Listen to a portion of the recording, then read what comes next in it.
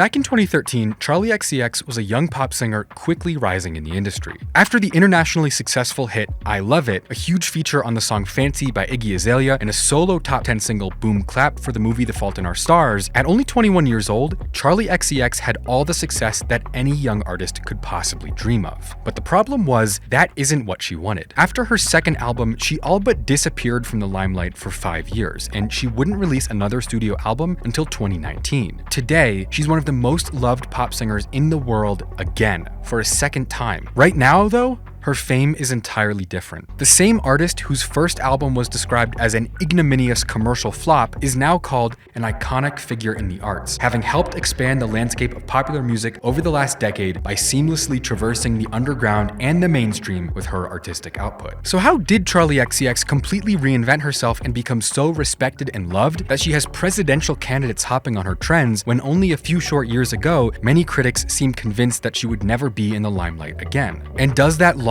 journey towards success make Charli XCX the most authentic pop star around today? Charli XCX might be famous now, but you've probably never heard of her first album. It was called 14 because she was 14 years old when she made it. Yes, back when Charlotte Emma Aitchison was a 9th grader in 2006, she was a huge fan of Britney Spears and the Spice Girls, but a lot of kids are. She was such a huge fan, though, that she begged her parents for a loan so she could make her own album at a local studio in her hometown of Cambridge, England. And even though she was a kid, she followed through and made an entire album. Literally, she wrote and produced and played every instrument on the project. Charli obviously started posting the album on MySpace because that was the way to get discovered back in 2007, and it wasn't long before she was being invited by promoters to perform her noisy, kind of raw pop rock songs at sketchy, drugged out, illegal raves in East London warehouses, something that she turned out to be great at, despite the fact that she was by far the youngest person there. But a 15-year-old kid who's making music that's good enough to get her booked at illegal, drug-filled raves around London, and even more than that, being good at it, what kind of parents are absent enough to let their kid do something like that? And what kind of kid is so focused on their goals that they'd even want to do that when most other teenagers are focused on homework and hobbies?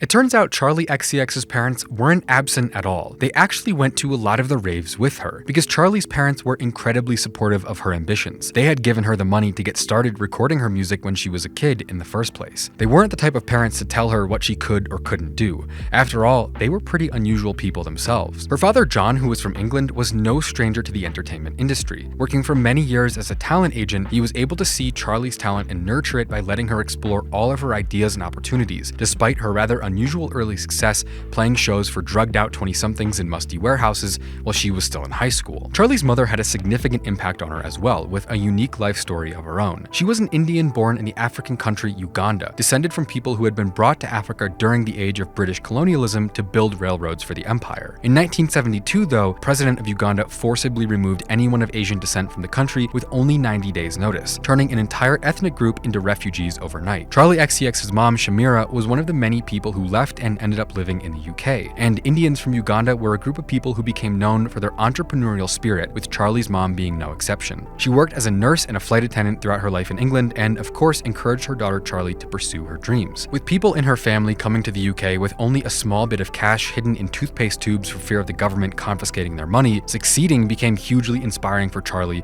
in realizing how lucky she was and how important it was for her to make the most of her opportunities. Still though, her heritage set her apart in many ways, and maybe even inspired her artistic personality. "I always felt like a loser," she said. "My school was full of blonde white girls, and I was a half Indian girl with frizzy hair and different interests. That always made me feel a bit rejected. I thought if I made music, people would think I was interesting. Deep down, one of my biggest fears was being boring." By the time Charli was 18, she was a big name in the London underground music scene. She wasn't just a kid making music anymore. She had started to get a lot of press attention for her unique looks and style. Today though, 14 and almost everything else she made at the time has been scrubbed from the internet, never having been officially released to begin with. It's not on Spotify, it's not even on YouTube, and essentially the only way to find her early songs is to dive deep into old Reddit posts and search through sketchy Google Drive links to find Charli XCX's very first recordings. And there's a reason for that. Looking back at interviews over the years, Charli has said that she feels like her early songs were gimmicky, terrible MySpace music. But if you do take the time to search for Charli's early songs like I did, you'll probably find that it's really not that bad at all. I honestly love some of the tracks from her 14 album, but looking at a few specific ones, Francescar is this really noisy, raw, grimy song that sounds a lot like something the band Sleigh Bells would have made back in 2010, but it came out before that, or honestly, a very, very prehistoric version of what Charli makes now. But then the songs Machines, Supermodels and Stunners, and Watch the Rain are these sensitive, introspective deep cuts where Charli croons on top of sentimental piano loops, strummed acoustic guitar, and crunchy drums. It's not the most amazing music ever, but for a kid, she clearly had a great ear for production, and her songwriting wasn't bad either. And even though she later talked about being inspired by Britney Spears or the Spice Girls, a lot of her early lyrics and production remind me much more of the thoughtful, toned-down sounds of Regina Spektor or Fiona Apple than anything else. That being said, Charli had enough buzz that in 2010, at the age of 19, she was signed to Asylum Records, the same label that developed and discovered artists like Ed Sheeran and Young Thug. Still though, Charli would have to go through a few years of feeling uncertain and lost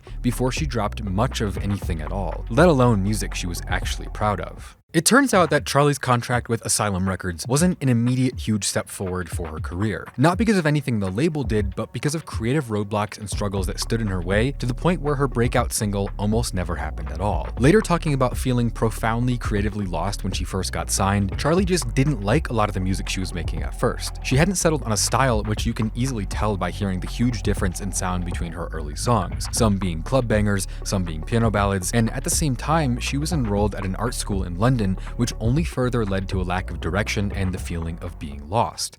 I never needed anyone, but now that you are gone, stay away, won't you just stay away? She later said, "I was still in school and I had just left this weird rave scene and I wasn't really sure what to do." She said, "When I got signed, I hated pop music. I wanted to make bad rap music. I didn't know who I was and I didn't know what I liked. Even though I was signed, I was still figuring it out." Charli ended up working with many producers and making a ton of music in the first few years of her record deal, but she didn't release much at all. Realizing that she wouldn't be able to figure out her path while still in school, she dropped out of college right around the time her label sent her to LA to work with American producers. Also working a bit on some hip-hop projects, including a song with Danny Brown, one of the coolest, most experimental hip-hop artists ever, later saying that back then she wanted to be a rapper way more than she wanted to be a pop star.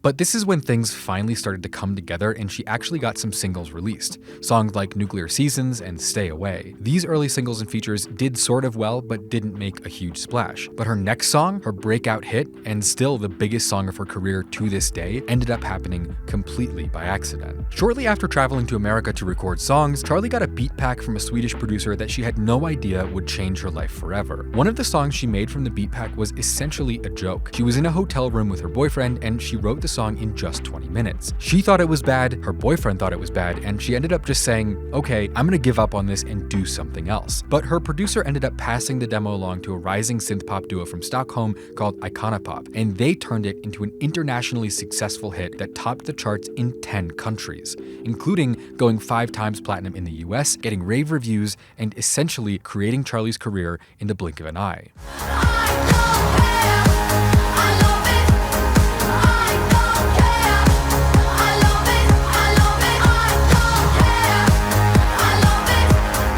But Charli still wasn't a huge fan of the song. She later literally said to an interviewer, "I really thought I Love It was the worst song ever." But people still love this song to this day. 12 years later, it's arguably the biggest song of Charli's career. Maybe not the best she ever made, but you can't deny it's catchy, happy, loud, and rowdy, an iconic moment in early 2010s pop music. So maybe Charli thought the lyrics were kind of bad and the vocals weren't great and it wasn't even good enough to finish making, but once Icona Pop got a hold of the demo, it didn't matter. One minute she was a pretty obscure, underground 20-year-old pop singer. The next, she was internationally known. After working on music for years, being obsessed with her craft since she was a 14-year-old playing rave shows in London warehouses, she finally achieved so-called overnight success with a #1 single in her home country before she was 21. And the growth only skyrocketed from there, creatively and commercially. Because if Charli felt lost and confused before, her solution now was to drop as much music as she possibly could. I think there's a common misconception that a lot of Charli's early music music was kind of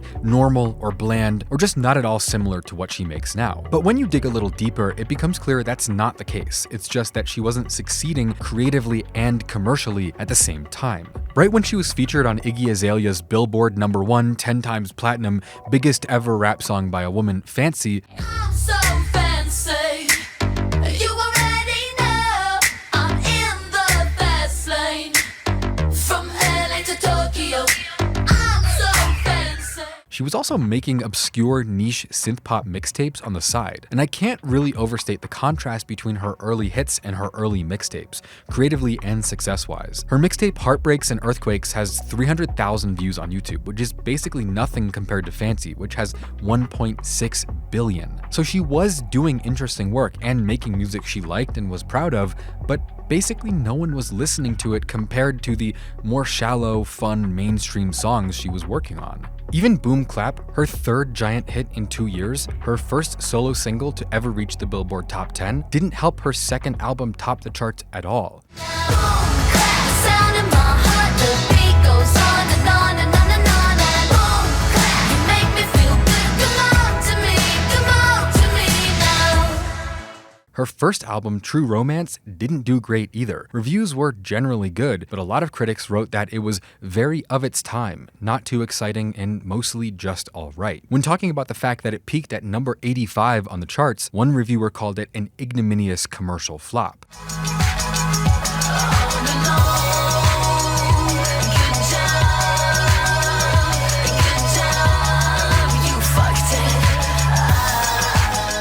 In the early 2010s, Charli XCX was making big hits, genuinely huge hits, stuff that's still memorable to this day. But she wasn't making a huge critical impact or cultivating a dedicated fan base either. She wasn't a boundary pusher, she was making safe hits that didn't even translate into significant album sales. Again, True Romance and Sucker, while they were supported by massively hyped singles, didn't even reach the top 10 on British album charts. Her music was kind of rebellious sounding, but it was rebellious in a marketable way. It was fresh in a trendy and current way, and some critics really hated it, with one reviewer writing that out of 13 tracks on True Romance, only half of them are bearable, and that it couldn't be more unoriginal and annoying. It was clearly difficult for Charli to hide that making easy, safe radio songs wasn't her true passion, even though she was good at it. But in the dark and exploitative world of the music industry, pop stars who struggle with their early albums, like what happened to Charli with True Romance and Sucker, most often get dumped on the side of the road and forgotten by the industry. It wasn't that Charli was unloved. She was actually one of the most popular artists on Tumblr. She was starting to build a fandom. Boom Clap, Break the Rules, Fancy, these songs were huge. She really knew how to make hits, but it didn't turn her into a huge star because it wasn't different enough. So instead of getting thrown into the trash heap and slowly falling off while desperately trying to recreate what made her blow up in the first place, Charli XCX walked away from the mainstream and took a 5-year break from releasing albums that would change the course of her career forever. In 2018, Charli XCX opened up about the early years of her career. It was definitely a confusing experience after Fancy, when things didn't really go my way, she said. I didn't become a huge, big artist or whatever. There were definitely hard points for sure. At a moment like this, when you blow up with a really huge set of songs and then kind of don't become a massive star, that's one of the most challenging things an artist can go through. What was even worse though was that she realized that's never what she wanted anyway. She was good at making hits, but that's not why she liked making music to begin with. Like most people would in her situation, Charli didn't fall into desperation. Instead, she went on a journey to make the music she wanted to make, no matter what it cost her. It would take 10 years to get where she was going, but eventually she would become far more loved, appreciated, successful, innovative, and true to herself than she ever was before. But only if she was willing to turn her formula and her success upside down. It would be 5 years from the underwhelming release of Sucker till the day that Charli dropped her third album. That doesn't mean she was doing nothing though, because before long she connected with the producers who would change her music forever. The story goes that Charli's label and managers were horrified when she brought them an EP called Vroom Vroom, entirely produced by Sophie, a rising DJ from the underground pop scene. In the minds of her management and team, she already found a winning formula with her 3 massive hits. Trying to find a new sound and pissing off critics was the opposite of what they wanted her to be focusing on, which was making money and staying on the charts. And at first it seemed like they were right. Vroom Vroom was not received all that well, and when you go back and listen to it, I think I get why. It's not that fun to listen to. It definitely grows on you, but in terms of being familiar, it's kind of lacking. However, it was a super fresh and distinctive sound regardless, and a huge sign of things to come for Charli. Songs like Paradise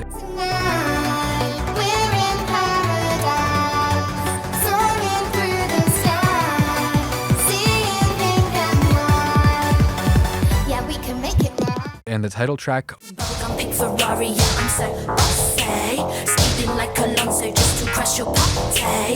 People are going loco when I'm putting up taking your puppy. Don't think about consequences cause they're never gonna. aren't my favorite ever things to listen to with their kind of abrasive, unusual sounds, but it's the kind of thing you have to hear for yourself to realize just how insane it was for Charli XCX to start making that kind of music just a year after she was doing super normal, kind of nondescript sounding pop songs. For Charli though, this was exactly what she needed. Finally, instead of making music that she didn't find particularly thrilling or fulfilling, she was making something that was hers and it was new. And so she went all in on chasing the future of pop music. And this is when she met the producer that would change her career forever. A.G. Cook was a music student in London, and he had just recently founded his own record label PC Music after a few years of messing around making songs with his friends like Sophie and Oneohtrix Point Never. His main goal was to create his own brand of pop music, not by working with huge stars, but instead by finding unique personalities to work with so he could keep his ideas pure. It wasn't long before A.G. Cook was one of the most interesting young artists around, getting big attention from the press and playing shows all over the world. PC Music's first big hit was Beautiful, a song by A.G. Cook that still holds up today, but is a shockingly futuristic piece of music when you realize that this was released in 2015.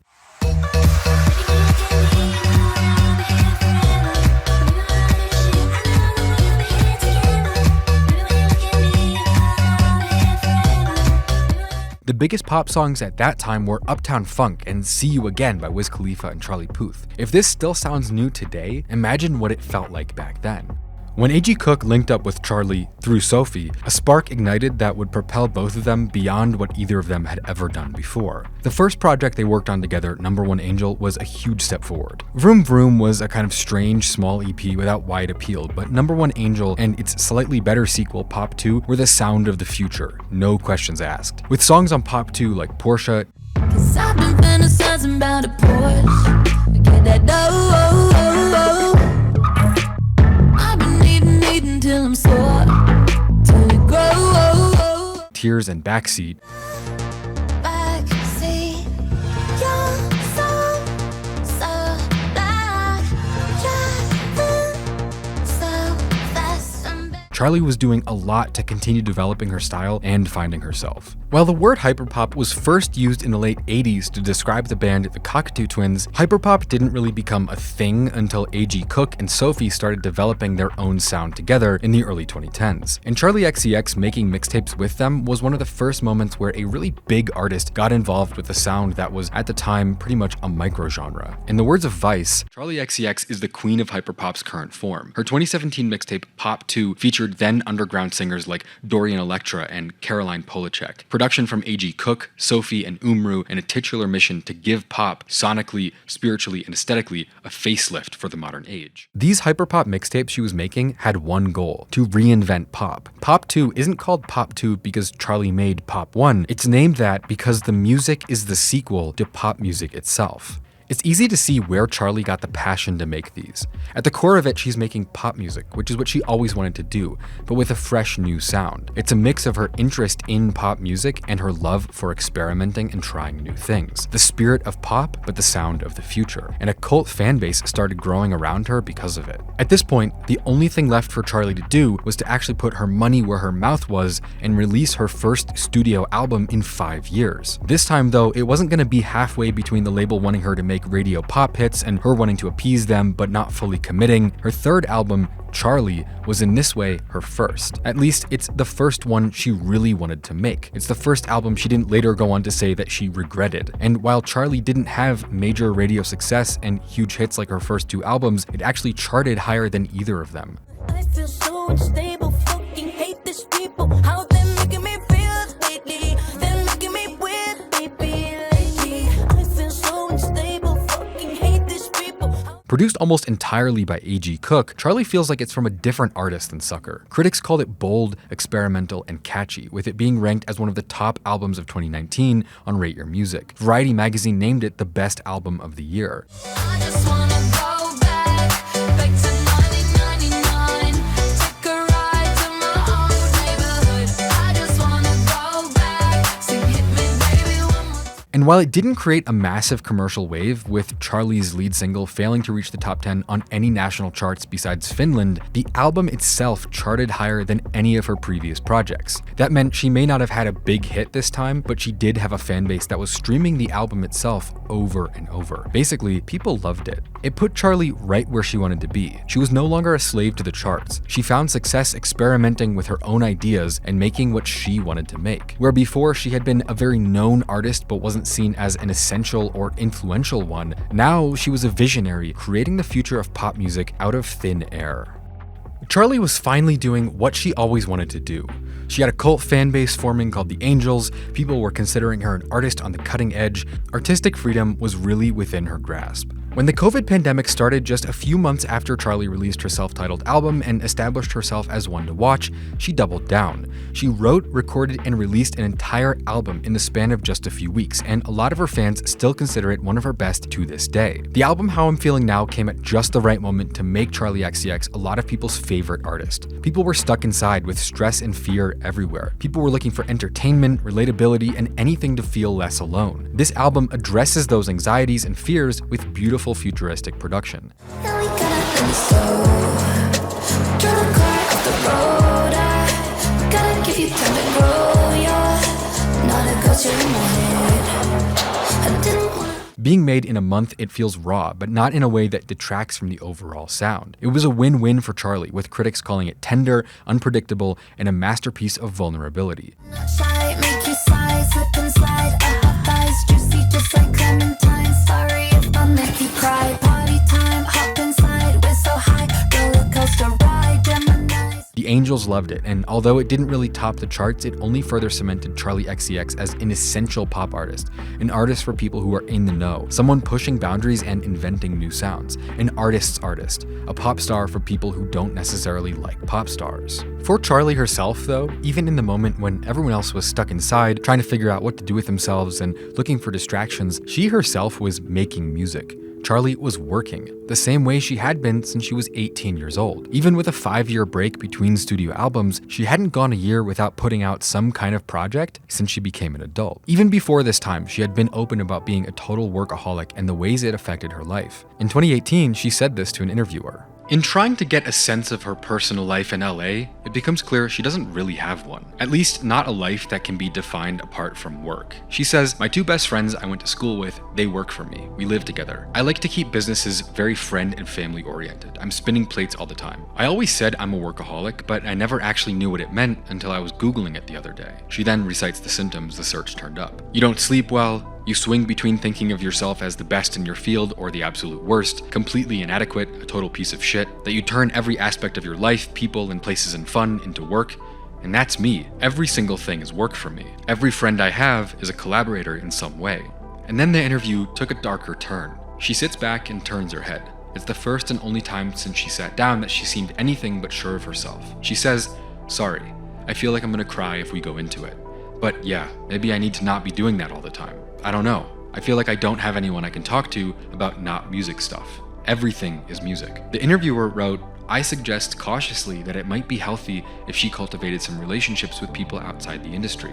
She laughs and says she tried, that her first boyfriend was a film director, and she ended up making him direct all of her music videos. After that, she says she's gotten into funks before, but normally a concert helps drag her out again. She said that sometimes you might want to die internally, but you deal with it and go on stage. When I'm on stage, I'm never thinking I'm really sad. I just release all my energy.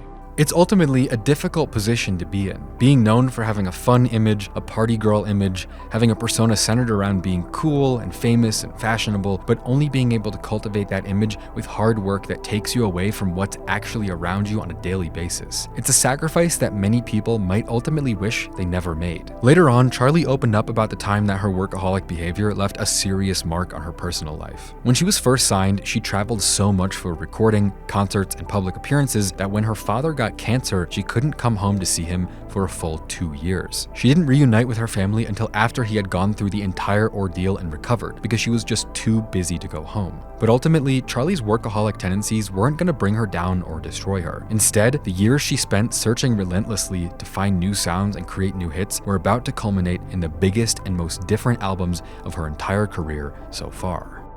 By 2021, Charli had finally beat the allegations. She was now an undeniably great artist, the future of pop music. But she still hadn't broken into the mainstream. She was now a completely different artist than she had been in 2013, making better albums with better lyrics, vocals, and production, and a totally new sound. But part of what she traded for that quality and development was fame. She had a dedicated fan base, critics liked her, and there was pride in the art she was making, but she wasn't on the charts. So she made Crash to remind people what she was capable of. Even though Charli called it her major label sellout record, Crash was still risky. After all, it wasn't a hyperpop album. Instead, Crash is a pretty normal dance pop record. In fact, it was produced by many of the same producers she worked with almost 10 years earlier on her debut album, True Romance. But why would she do something so strange and go back to a sound she said many times she didn't even like making? Well, Charli's deal with Atlantic Records, the one that she signed back when she was still a teenager, was only one album away from being finished. It was the perfect moment for her to make an album that would do huge numbers so she could go back and negotiate a better deal. And Crash worked. It instantly became her highest charting album yet, hitting #1 in 3 countries and top 10 in the US. It wasn't the best reviewed, it wasn't the most innovative or critic-friendly, but it was the hit she needed to keep going. And it had some great songs too, like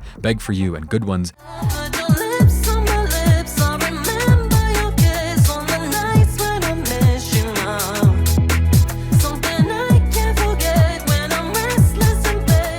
That took a lot of inspiration from artists like Janet Jackson and the Black Eyed Peas. But even though it ended up becoming her most successful album yet, Charli ended up switching up on Crash pretty quickly after it came out. Ever since she was a 21-year-old talking about how she'd rather be making indie rap music than be an internationally known pop star, and then actually walking away from that success to pursue a completely new sound, it wasn't a huge surprise when she again revealed her insanely high standards for herself by calling Crash vanilla, palatable flatness. Even worse, she kind of straight up made fun of the album by saying that there were multiple songs on the record that she herself would never listen to. She even named names, which is kind of an insane thing to do. But I hope at this point in the video, we've established that Charli XCX isn't your average PR-friendly pop star. Either way, it's not hard to get why she would say, "I don't like this song, yuck." It might be catchy, but objectively it sounds a lot more like something Meghan Trainor or Dua Lipa would make than the hyperpop Charli had become known for. Now you got me blushing, cheeks so red when the blood starts rushing. Yuck, that boy so mushy, sending me flowers, I'm just trying to get lucky. Yuck, looking at me all sucky. Not that any of this album was bad, it was just kind of normie. So even though Crash was Charli's highest charting album yet, she just didn't like it. It wasn't up to her own personal standards. The same way she rejected her own music in 2013 and 2014, during an interview she said this about Crash: "I need to switch after this album. I wasn't born to do radio liners. That's not who I am at all." But instead of getting stuck or slowing down, Charli was about to reinvent herself again and reach a whole new level of popularity and creativity unlike anything she had ever seen before. Crash was a success on paper. It was her highest charting project yet, and it helped her negotiate a better record deal. It also brought her new fans. But Charli didn't like it, so she threw the sound of Crash in the garbage, because it was time for BRAT Summer. When she first announced her 6th album, Charli said it would be her most vulnerable and her most confrontational at the same time. Its cover art, however, was only one of those things, with low-res, compressed black letters and a sickly green color being its only 2 ingredients. On the surface, the cover of BRAT looks ironic, or like some kind of deep-fried meme, but it actually ended up becoming the center of the biggest marketing campaign of the year, and the biggest moment of Charli's career yet. The album cover for BRAT is so simple that it looks like a joke, but the story goes that it took a New York City creative studio over 5 months to reach the final design. They examined over 500 shades of green to find the most off-putting, garish color to fit Charli's vision. The reason why she wanted her album cover to make people feel repulsed was simple. She said, "I wanted to go with an offensive, off-trend shade of green to trigger the idea of something being wrong. I'd like for all of us to question our expectations of pop culture. Why are some things considered good and acceptable and some things deemed bad? I'm interested in the narratives behind that, and I want to provoke provoke people. I'm not doing this to be nice. She also said that she felt all of her previous covers were reflective of her fans feeling ownership over her and demanding that she put herself and her body all over her music, and that it was a misogynistic and boring dynamic. For her, she liked the cover for BRAT, feeling that it indicated something being wrong. She wanted to have a cover that provokes people. Somehow, though, this kind of gross, weird-looking album cover became the meme of the summer overnight. Because BRAT Summer was an instant moment, an instant aesthetic. It was everywhere. Within a few weeks, mainstream news sources were writing articles breaking down what exactly BRAT was and why it was taking over Gen Z completely. It's important to remember that Charli XCX's usage of BRAT is an adjective, not a noun. So it's not that someone is being a brat, but rather that they are BRAT. As in, wow, that outfit is BRAT. And for whatever reason, it just became the most irresistible word of the summer. Despite being designed as an off-putting confrontational image, it became the icon of the year. When she was actually asked to explain what BRAT was, Charli said this: "You're like the girl who's a little messy and likes to party and maybe says dumb things sometimes, who feels herself but also has a breakdown, but parties through it, a little bit volatile, like doing dumb things, but it's BRAT. You're a brat." But Charli herself, despite creating BRAT Summer, is obviously not actually living it. Even more than the fact that she's engaged to be married, she's a self-described workaholic and has been for years. She's a public figure who's responsible for playing shows, producing music, writing and recording songs, running marketing campaigns, and doing interviews. The indie sleaze photo shoots, the messy looks, that's not actually her life. That's her creating a vibe. In a way, though, it was her life. Because once upon a time, a long time ago, Charli XCX was BRAT, a teenager performing at warehouse raves in London, being a rebellious pop star who turned away from the limelight to chase her own vision, being a star on Tumblr of all places, having multiple top 5 hits before the age of 23, and then turning away from it all to chase what she wanted to do instead. Charli might not be living the BRAT lifestyle now, in fact she's running a musical empire, but she herself invented the BRAT blueprint. In an article from Pitchfork, they put it this way: "It's the era of the relatable pop star, where the Machiavellian hustlers of the music industry write songs about being unlucky and confused just like you and I. These days, the world's biggest musicians are apparently also the salt of the earth, perpetually downtrodden by their relationships or jobs. They're down bad, but they're doing the work, jamming the radio with songs about setting boundaries or learning their moon sign. And have you heard, their latest album is their most vulnerable to date, despite the public's seeming allergy to moral ambiguity and the sense that it's been years since anyone was remotely honest about their motivations. Are you having fun yet?" Later, they wrote this: "Meanwhile, Charli XCX has been dreaming of a time when the it girls were hot messes, flashing the paparazzi as they tumbled from the chateau or looking feral outside Le Dos at 4 a.m. on a Tuesday. It's a vibe that's been rather popular as of late. But Charli lived it as an English teenager whose MySpace demos had titles like Art, Bitch, raging vicariously through the blogosphere. BRAT, the 6th album from the 32-year-old songwriter, has roots in this stretch of the 2000s, which holds a tenuous claim to the last real-life gasp of alternative culture before it moved into the internet. It's a reaction to the focus group monotony of playlist fodder pop, the tedium of our authenticity obsessions, and to her previous album, Crash, which posed the question, what would it sound like if I did sell out? If you read trendy literature or spend too much time on Twitter, you recognize this mode of defensive self-awareness, preempting the possibility of sounding like an idiot or looking like a flop. All of that pretentious blog writing aside, even without its viral album cover and the accompanying authentic and cool lifestyle vibe that BRAT seems to have popularized, BRAT was always going to be a hit anyway. It was getting the best reviews of Charli's career so far, with a lot of her fans feeling like it was the ultimate culmination of every sound and idea she had ever worked on so far. Excited yet thoughtful, fun and vulnerable at the same time, it feels like Charli finally perfected her formula of forward-thinking experimental sounds in the pop format. BRAT is easy to listen to, it feels comfortable, but it also sounds like the future. With more sensitive tracks like Everything Is Romantic and So I mixed between viral bangers like 360. Yeah, 360. When you're in the mirror, do you like what you see? When you're in the mirror, you're just looking at me. I'm everywhere, I'm so Julia. Von Dutch. Classic, but it's still pop. I get money, you get mad because the back shot. Yeah, I know your little secret, put your hands up. And Apple. Apples rotten right to the core. From all the things we've done, from all the apples coming before.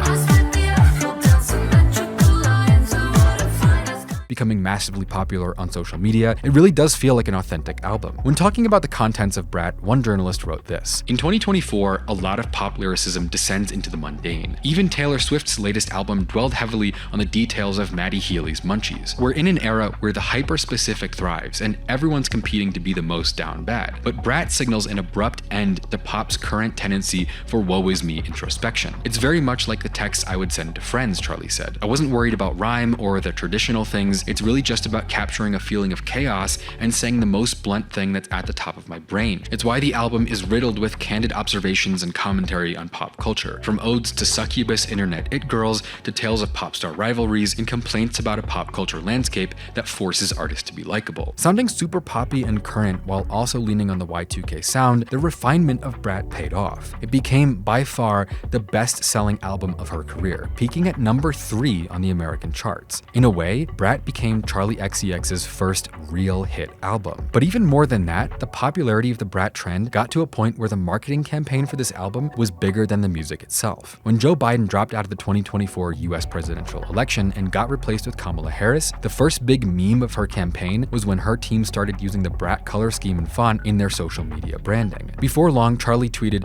"Kamala is BRAT," which prompted tons of TikTok edits of Kamala Harris on top of Charli XCX songs, which multiple political analysts claimed may have given Harris a noticeable boost in the presidential polls. At a certain point, BRAT just became the new Gen Z word. BRAT was wearing trendy clothes, being messy yet cool. But even further than that, it just became a word to call things cool. Originally, it might have been a word to describe indie sleaze, green clothes, micro trends, and smoking cigarettes outside the club, but after being analyzed for the billionth time by CNN and USA Today and millennial Redditors, it just became the word of the summer. That might sound like it got overplayed or became annoying, but rather is just a testament to the power of Charli's branding. Whatever BRAT really was, maybe a boundary-pushing marketing campaign that succeeded massively, or a word that got so trendy it ended up becoming annoying, it doesn't matter. Charli XCX succeeded. After 6 albums, hundreds of songs, many years of making music, and so many ups and downs, she finally had her moment where the entire pop community and the world of mainstream listeners was paying attention to her sound. It's just that this time in the limelight, her second shot at mainstream fame, she's no longer a 21-year-old who feels lost in the industry, pushed by a record label into making music she doesn't feel passionate about. She's now the master of her own sound and craft, respected by critics, with a cult fan base, and now getting mainstream attention as well. And this time, she's done all of it with her own unique sound, style, and identity. She's become the artist who could open for Taylor Swift and do a boiler room show in the same moment. The artist who can get good reviews from serious critics and a shout out from the president at the same time, which ultimately seems to be all she ever wanted. At this point, Charli XCX has been through every era and phase a pop star possibly could be. I mean, she started her career on MySpace of all possible places. She's been around for a long time, but it still feels like she's just getting started, mainly because she keeps evolving with fashion, albums, videos, marketing, and music styles. She started her career making hit songs that were massively successful, but if she kept going down that road, she probably wouldn't have become a particularly well-loved or remembered artist. This video definitely wouldn't exist, but it turned out that a radio artist isn't what she ever wanted to be, and so she went on a 10-year journey of creative risks to reinvent herself as one of the most experimental mainstream pop stars ever. It took many years and many projects, but at the end of the journey, she's in a league of her own, a person who's popular in the underground and getting worldwide attention. In 2014, after dropping Sucker to mixed reviews and kind of bad sales, Charli XCX could have easily ended up in the pile of B-tier pop singers that get no support from their label and slowly fade away without a strong core fan base. Instead, though, she took the other path and ended up being somebody completely unique. Like I said, an artist who could make a song with Billie Eilish and do a boiler room set in the same week. And ultimately, that makes Charli genuinely one of the realer pop stars around. Her music and her persona are vulnerable and authentic, and they have been for a decade. And you know it's true because 99% of the time, it comes at the expense of her own fame. She's stayed underrated and often underground for a lot of her career, but now, finally coming into the real limelight and being recognized after many years of hard work with one of the best albums of 2024, Charli XCX isn't just having a moment. She's actually one of the most interesting artists around, but only because she chose to reject the quick, easy, shallow success and chase the quality she knew she was capable of. Because sometimes it feels like success is this concrete thing that all you have to do is find a key and go unlock it and boom, you're done. But all of these stories, like talking about how Charli XCX took 10 years or more to become the pop star she always wanted to be, it proves that isn't really true. There's no magic key. Whether you're learning, making art, chasing money, success is opening yourself up to your own personal growth instead of trying to conform to the outside world's idea of what you should be. And Chaos and Harmony, the two brand new necklaces that I designed from scratch, tell that exact story. They represent the never-ending search for balance in a shaky, crazy world. I designed these pieces from my own mind to remind me that creativity isn't just a puzzle with a simple solution. In reality, success comes from balance. Finding beauty in life's chaotic imperfections can help new ideas arrive out of the blue, while Harmony speaks to the feeling of relief and clarity when ideas finally take shape. This jewelry carries meaning. It reminds us that imperfection isn't a flaw but a strength. The necklaces are hand-painted with enamel on top of rhodium-plated sterling silver. They're currently on pre-order and will ship within 8 weeks, and they can be bought separately or within a bundle, and as always, shipping is free in the US. That's spiritworld.store to buy Chaos and Harmony, our brand new series of necklaces and pendants.